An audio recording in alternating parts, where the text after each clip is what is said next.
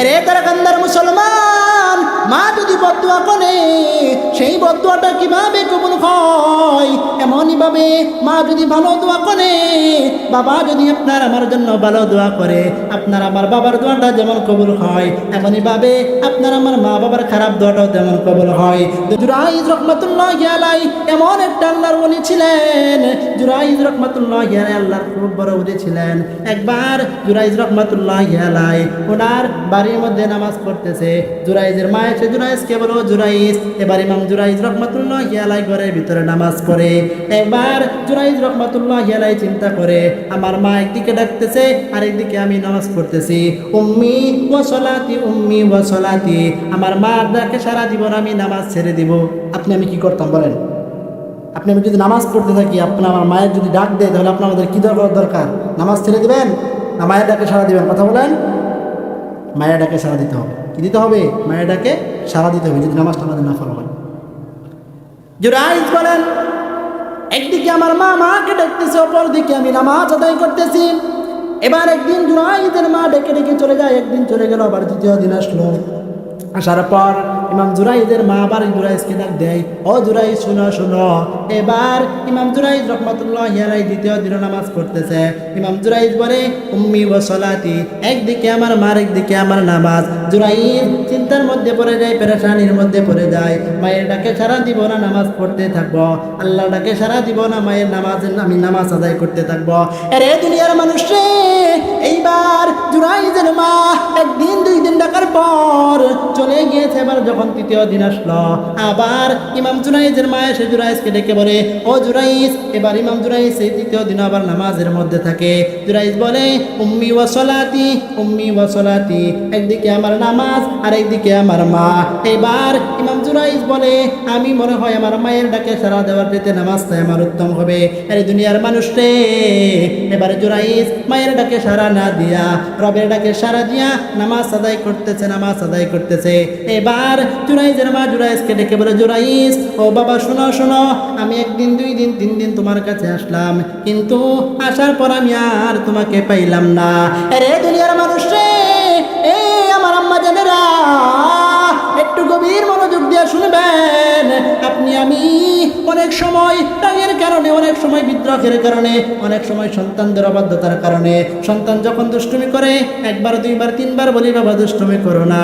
তিনবারের পর আপনি আমার সন্তানদেরকে বলি কি, তুমি মরে যাও, এরকম বলি কি বলি না? এই দুনিয়ার মানুষে এই কথাটা যদি আপনি আমি বলি, যেমন আপনি আমি ভালো দোয়া করলে আল্লাহর দরবারে কবুল হয়ে যায়। আপনি আমি যদি আমার সন্তানের জন্য খারাপ দোয়া করি, ফেরেশতারা বলে আমিন। আপনি আমি যেমন ভালো দোয়া করলে ফেরেশতারা বলে আমিন, খারাপ দোয়া করলে এমন এইভাবে ফেরেশতারা বলে আমিন। এরে দুনিয়ার মানুষ রে, এইবার জুরাইজের মা মনের ভিতর একটু কষ্ট নিয়া জুরাইজকে ডেকে বলে, এরে জুরাইজ, এই আমার সন্তান, আমি তোমাকে কষ্ট করে লালন পালন করলাম। আজকে 3 দিন ধরে আমি মা তোমাকে ডেকে যাই, কিন্তু তোমার দর থেকে কোনো আওয়াজ আসে না।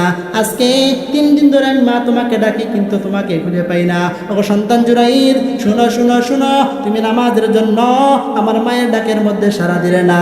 আমি মা তোমাকে বদদুয়া দিলাম, তুমি যেই পর্যন্ত বেশ্যা মহিলার মুখ না দেখবে ততদিন পর্যন্ত তোমার মৃত্যু হবে না। নাউজুবিল্লাহ।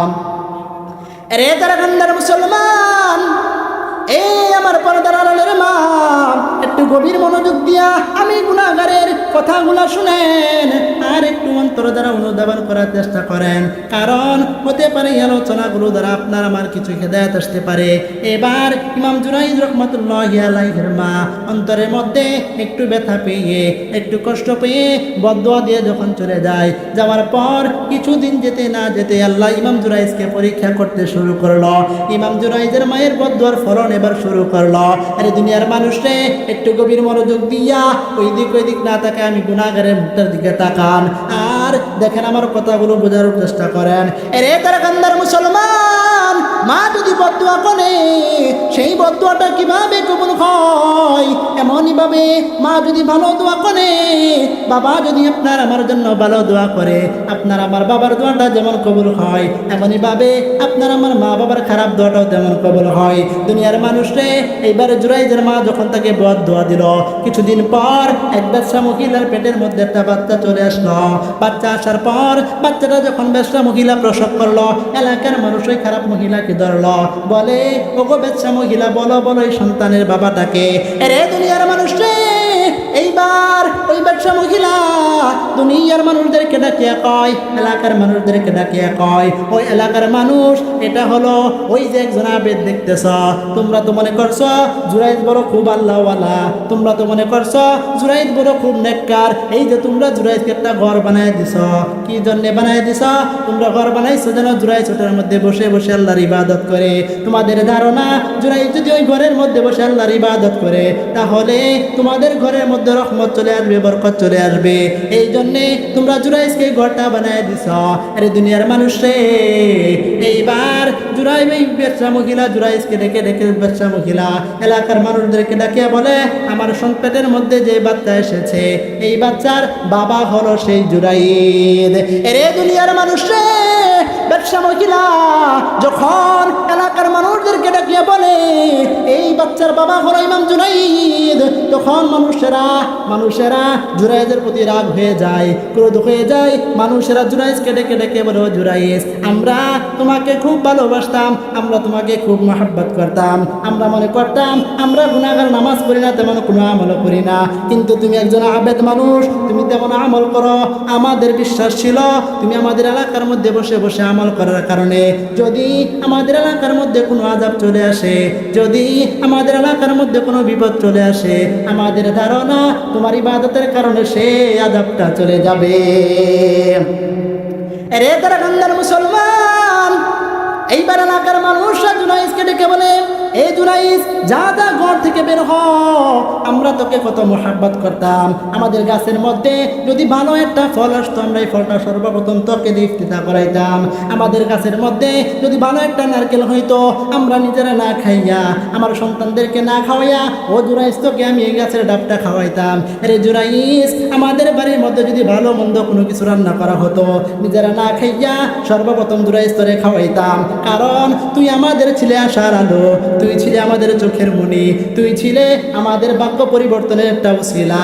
কারণ জুরাইজ তেমন মানুষ ছিল, যদি এলাকার মধ্যে বৃষ্টি না হইত, সকলেই দৌড়ে দৌড়ে ইমাম জুরাইজের কাছে আসতো, আসার পর বলতো, জুরাইজ তুমি তো আল্লাহর বলি মানুষ, তুমি যদি দোয়া করো তাহলে ওই আল্লাহ বৃষ্টি দিতে পারে, তুমি যদি দোয়া করো তাহলে আল্লাহ আমাদের এবার বছরে ধান বেশি ভালো দিতে পারে, তুমি যদি দোয়া করো, তুমি হলে মুস্তাজাবুদ দাওয়া, তুমি দোয়া করতে দেরি হয় আমাদের দোয়া কবুল হতে পারি হয় না। সুবহানাল্লাহ। এরে বাদ্রাকান্দার মুসলমান, এইবার এলাকার মানুষ এতক্ষণ পর্যন্ত যে জুরাইজকে অন্তরের চাইতে বেশি মহব্বত করত, এতক্ষণ পর্যন্ত যে জুরাইজকে মানুষেরা কলিজার চাইতে বেশি মহব্বত